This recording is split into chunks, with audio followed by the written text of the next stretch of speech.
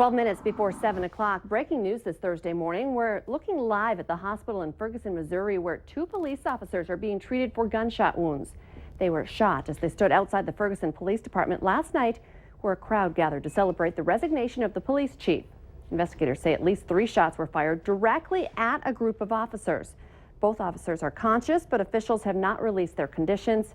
So far, no suspects have been identified. A very good Thursday morning, everyone, and thank you so much for waking up with the Valley today. Kyle Bosch here with Lisa Bedeau, and we're just getting started with non-stop news and weather all the way up to the top of the hour to help you plan your day. We also have a story breaking in West Fargo this morning. Police arrested a Horace man overnight in connection with a dumpster fire near an apartment in West Fargo. 44-year-old Roy Bishop is in the Cass County Jail on charges of endangering by fire and an unrelated charge of carrying a concealed weapon. Police say they were called to the 100 block of 7th Street East around 11:30 last night. A witness told police the fire was set intentionally. Police got a description of the suspect and his car and located both just a few blocks away. Tonight's another chance for parents to give feedback on proposed Fargo School District boundary changes. Yeah, there is an informational session. It goes from 6 to 7 at Jefferson Elementary in South Fargo. The board is hoping to have those boundary changes approved by the spring to give parents time to plan for the changes. There was a meeting last night at Clara Barton. About 70 parents showed up. We've got more info on that right now at our website, valleynewslive.com. A man is in jail after police say he grabbed cash from a South Fargo business. That happened yesterday afternoon at the PetroServe on the 4400 block of 9th Avenue South. Police say 24-year-old Alan Kagwa reached over the counter and took money from an open till. They found him nearby and had to tase him because they say he resisted arrest. Coming up on 6:51, time to get a look at weather on the ones and traffic on the ones. We start with meteorologist Mick Kerr on a warm morning in March. Indeed, unusually warm anytime we start with temperatures in the 40s. Look at there, 45 here in Fargo. Been that way much of the night. Only up in Cavalier and over in War Road as the temperature dropped to 32. Everybody else either in the upper 30s or low to mid 40s. Got a report from Hankinson, 53. Thanks for that, Barb. 54 in Sisseton with a strong south wind. They are experiencing advection, it's called. It's when warm surface air gets blown and coming in from the south, where it was in the 70s yesterday.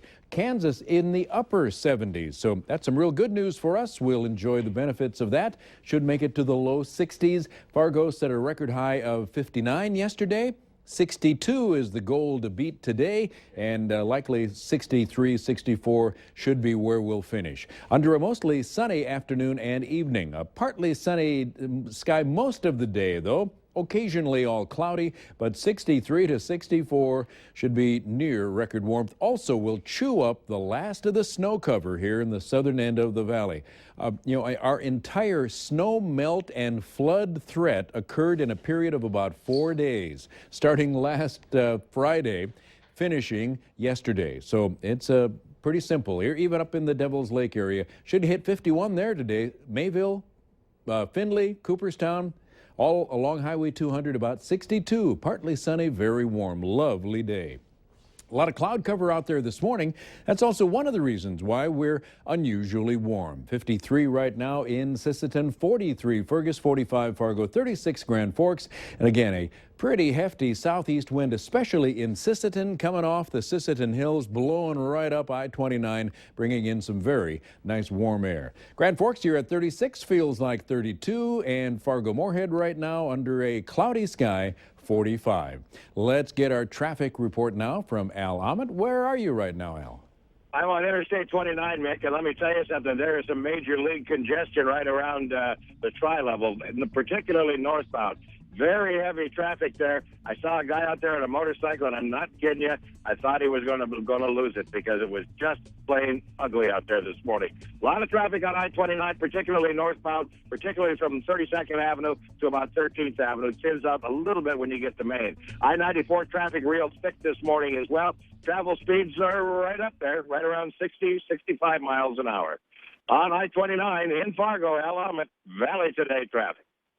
6:53 now on this Thursday morning. Back to your news headlines. Oral chemotherapy drugs can be financially devastating to families.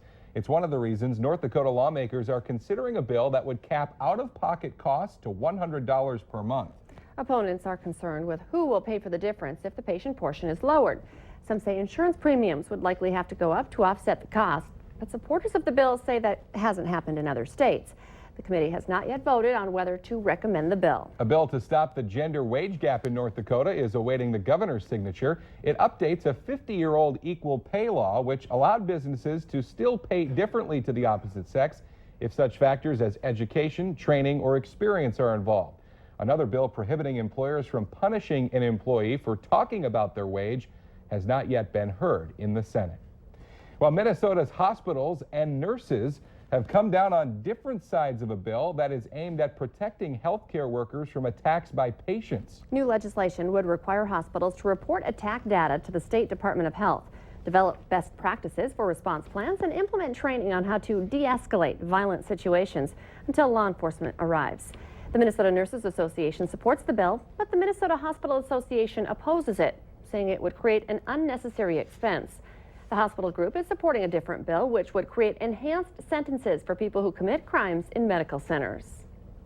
You'll soon be legally allowed to drive a little faster on a highway in the valley. The speed limit on Minnesota Highway 32 from near Barnesville up to Greenbush will increase to 60 miles per hour next week. It is one of several highways in Minnesota that will get higher speed limits this year after a Minnesota Department of Transportation review. Those new speed limits will take effect once the new signs are posted. Well, with March temperatures running above average, a lot above average, officials are warning people that ice on lakes and rivers could be getting dangerously unstable.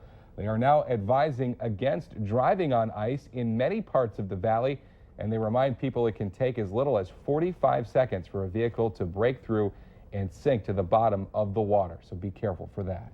You may notice some low-flying helicopters. That would be a sight, right? Well, they're going to be flying near power lines in the valley today. Crews are inspecting the new transmission lines between West Fargo and Alexandria today, looking for defects and missing accessories. The choppers do get pretty close to the power lines, too, within 50 feet in some spots. That new line, by the way, is part of the CapEx 2020 project to upgrade and expand transmission grids in North Dakota, Minnesota, South Dakota, and Wisconsin.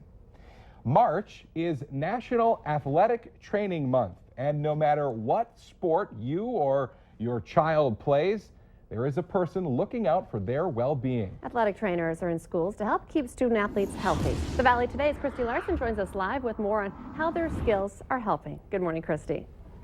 Yes, good morning, Kyle and Lisa. And actually, they're getting me more healthy. They assessed me. My feet look good, my back not so much. But Brad, what else would you want people to know about National Athletic Training Month? We'd like to say that we are teaming up with the NDATA and the Special Olympics, and we do the gold medallion where the athletic trainers are in the training room, and I challenge all the Fargo-Moorhead schools to buy the gold medallion for the Special Olympics. And we raise that money through the NDATA and the athletic trainers in the schools and give it back to the Special Olympics for their June state track meet. So yeah, that's where we work with them on that. That's what I like to run. We prepare so you perform. That's the athletic trainer's model for the athletic trainer. And I know that we talked about it too. I mean, you guys really are trying to work with athletes. So whether it's before a game, during a game, or even the rehab stuff that I might have to go through again.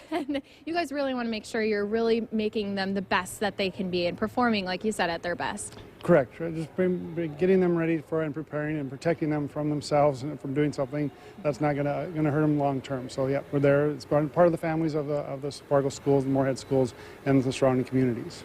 But you can't just also count on you guys to be an eye. Athletes really do have to be the person to say, I think something might be wrong. Let's assess it. And if not, maybe it's just a sore muscle or a pulled muscle, you know. The earlier detection is the better. It helps them getting so it doesn't become a long-term effect. If it's more acute, then they can help prepare and get that treated correctly and referred on if it needs some more intervention than that.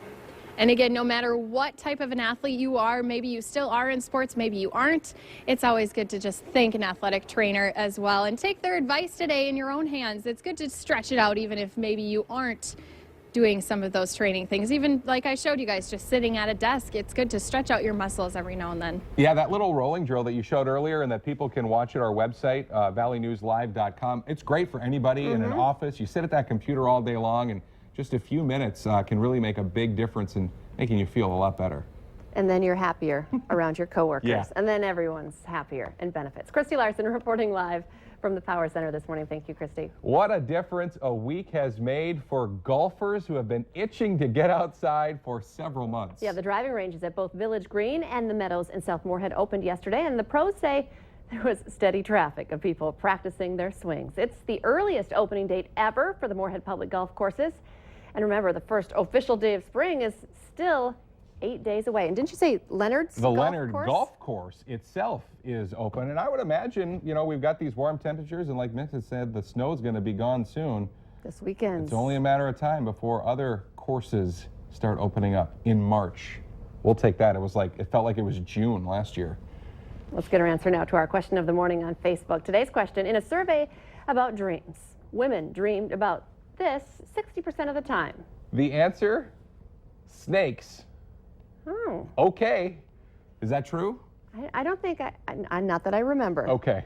You can take part in our question of the morning at our Valley News Live Facebook page. We're all dreaming about this great weather, and another one on today, maybe another record broken today. I think so. 62 in Fargo back in 1910. We can do it. On the way to about 63 today. Partly sunny, breezy, warm and dry. A good looking afternoon on the way. Thanks for waking up with the Valley today. We'll be back with more local news and weather in 25 minutes. Have a great Thursday, everybody. We'll see you tomorrow morning.